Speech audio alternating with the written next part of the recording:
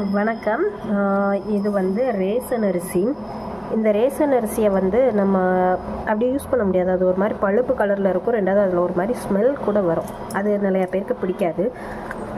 அப்படி இருக்கிறப்போ ஒரு டேபிள் ஸ்பூன் அளவு கல்லுப்பு எடுத்துக்கணும்.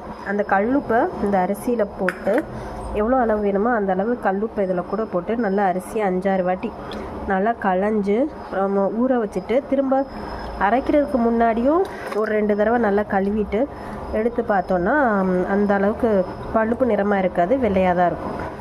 இது நல்லா களைஞ்சிட்டு நீங்கள் யூஸ் பண்ணும்போது அந்த ரேசன் அரிசி ஸ்மெல்லும் வராது. அண்ட் ஆல்சோ ஒயிட் கலரில் இருக்கும், அந்த பழுப்பு நிறமும் இருக்காது. இது ஒரு டிப்பு தெரியாதவங்களுக்காக, ரேசன் அரிசி யூஸ் பண்ணுற மக்களுக்காக இந்த ஒரு இது. அந்த அளவுக்கு பழுப்பு நிறம் இருக்காது, நல்லா ஒயிட்டாகவே இருக்கும். மாவு அரைச்சதுக்கு